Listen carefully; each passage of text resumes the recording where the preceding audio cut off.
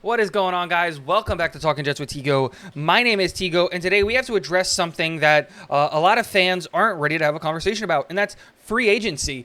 And we're expected to lose a lot of players in free agency and a lot of meaningful players in free agency. And we got to talk about it because, well, I think this team is ready to win a championship, and we don't have all of that much money to be spending in free agency. But before we get into that, guys, this video is brought to you by you guys, the members of the Talking Jets with Tigo Navy and the Talking Jets with Tigo Patreon. If you want to become a citizen of Tigoslavia, link to the Patreon is below. If you want to become a member of the Talking Jets with Tigo Navy, that stuff is all underneath. It all helps support the channel, and I greatly appreciate it. But that's it. Let's talk about it, guys. As it stands right now, the New York Jets have 53 players under contract. This is according to Spotrac and to Over the Cap. Now, that is exactly the number of players that a team needs to go throughout a season, but this is a kind of a lie. A lot of these players are practice squad guys. A lot of these guys are special team guys. A lot of these guys that are on like tryout contracts that won't make the team. We are losing 23 free agents this offseason, and 15 or 16 of them played notable minutes this season, and they're all free agents. And of those free agents, only 2 of them are RFAs. So we're going to go over all of the guys that we're going to be losing, talking about them, what should we do about them, and all of that stuff.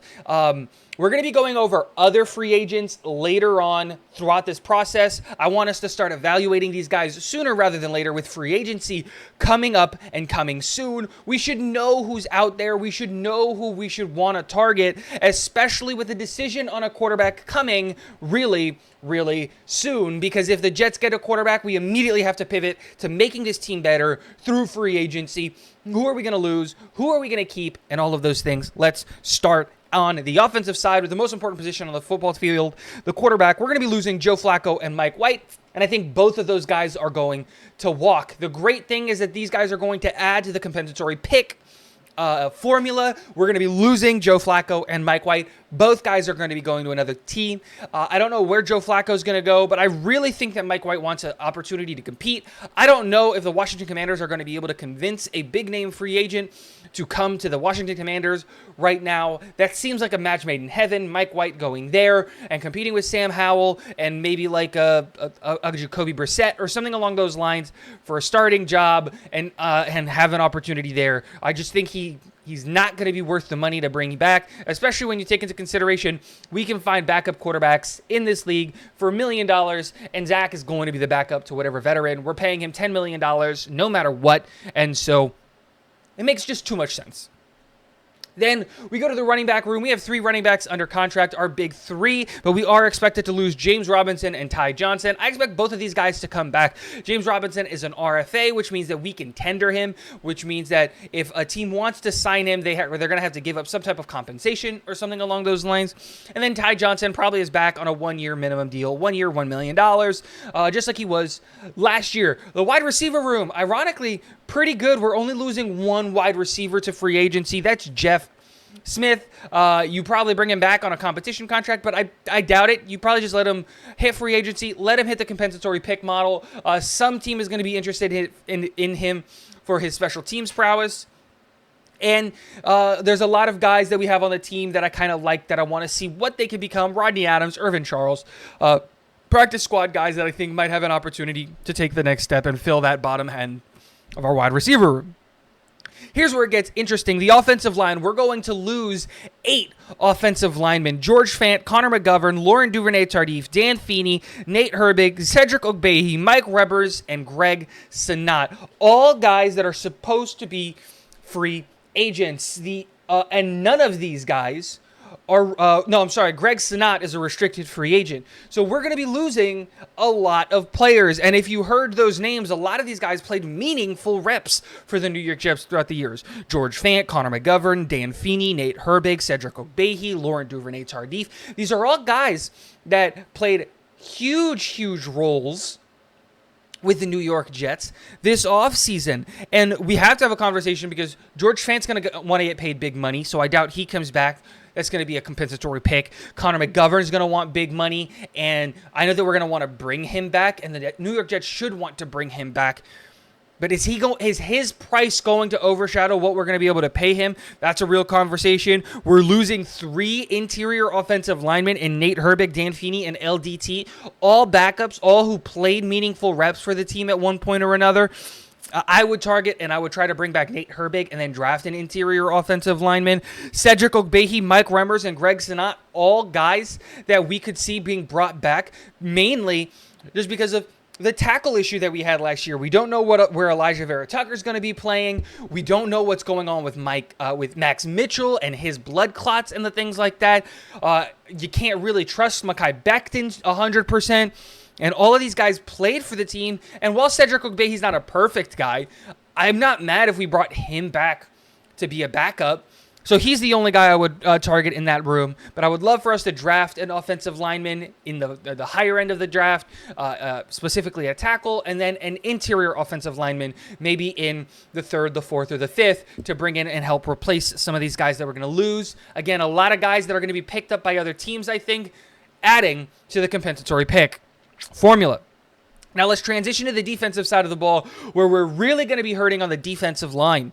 The defensive line, we're losing a lot of guys that played a bunch of meaningful reps. Sheldon Rankin, Solomon Thomas, Vinny Curry, Nathan Shepard, Bryce Huff, and then Isaiah Mack. All guys who are going to be unrestricted free agents, except for Bryce Huff. He's a restricted free agent. All guys that played meaningful reps on this team. And the reality is, a lot of these guys should be brought back. Sheldon Rankins deserves to be back on this team. He played exceptionally well, and I want him back on this team. But the conversation is, what does the money look like? It's going to be expensive to bring Sheldon Rankins back and Nathan Shepard back and Bryce Huff back. And while, yes, I think we should go to the draft to address and bring in another defensive tackle, and maybe Tanzel Smart is ready to take that next jump up. Vinny Curry didn't get a bunch of reps, but we do need to replace his production on the edge. This is a position group that I'm actually worried about. This position group dictates what the rest of our defense does. They create the timing and the pressure on the quarterback that let our elite cornerbacks be even more elite, that cover up the problems in our safety rooms, that help our linebacker room, which I'm also insanely concerned about, get the job done quickly and effectively. And let's talk about the linebacker room, because we only have 4 linebackers under contract. CJ Mosley, Chad Sherratt, Jamie and Sherwood, and Hamza Nasruddin are the only guys under contract. And of those guys, the only one that played meaningful time is CJ Mosley. And while a lot of people are ready for Chad Sherratt to step up, I'm super ready for Jamie and Sherwood to step up. I'd love to see Hamza get some reps at the linebacker position. We're going to be losing Quan Alexander, Quincy Williams, and Marcel Harris. And here's the thing. Of those 3 guys, I think the only guy that we're going to be able to bring back is Marcel Harris. And why do I say that? Well, because the Houston Texans exist now. The Houston Texans are in a desperate need for linebackers. Desperately. And they have something that the New York Jets don't. The ability to overspend at their positions of need. We don't have that luxury anymore. We're in win now mode. Now, while we can get a higher end free agent to take a little bit less money to go chase a ring, guys like Quan Alexander and Quincy Williams are chasing the bag. Quan Alexander with the New York Jets is not going to make anything more than $2 or $3 million. Quincy Williams with the New York Jets is not going to make anything more than $4 or $5 million. If they both go to the Houston Texans, Houston would gladly pay Quan Alexander $5 million to go in there and set that culture. Houston Texans would gladly pay Quincy Williams to go in there, help set that culture, and pay him $7 to $9 million. Easily. The linebacker room is a room I'm incredibly concerned about. I think this is the room that we really need to focus with our defense, because in the secondary, we're only losing LaMarcus Joyner. Literally every other corner, every other safety, they're coming back. They're all under contract and back on this team. The only one we're losing is LaMarcus Joyner, and I saw enough from Tony Adams to feel comfortable with him, and we can address safety in the draft, late in the draft, in the 5th or the 6th round. You draft another developmental safety, and boom, I'm good with our safety room. And then the last free agent is kicker, which is Greg Zuerlein. I think he comes back on a competition. I think he earned his job. But like I said, a lot of guys that we're going to be losing, and this is a double-edged sword, right? One, it's a bad thing because, hey, we're losing a bunch of guys that played really meaningful reps, and we need to replace those guys. And that's just the way that football goes. But the good thing is, A lot of these guys are going to end up on other rosters. A lot of these guys are going to end up on other teams, which means that the New York Jets are starting to build up a compensatory pick pipeline. And that's how teams win, is with these 3rd, 4th, 5th round compensatory picks that you keep getting, and you keep building this pipeline, because unfortunately you can't keep everybody. Some players need to hit free agency, and if you have a pipeline of players, which I know JD is going to be able to build, it helps your team long term. And so we got to start building up this pipeline. This is the beginning of the building up of that pipeline, but we do have some positions of need that we definitely need to address. To me, the big 3: offensive line, defensive line, and linebacker. Keep an eye on that. We're going to be doing our offseason free agents that aren't on the New York Jets later on this week, so keep your eyes posted for that. Let me know what you guys think. Who should we bring back? Who should we let go? Let me know in the comment section below. And last but not least, go Jets.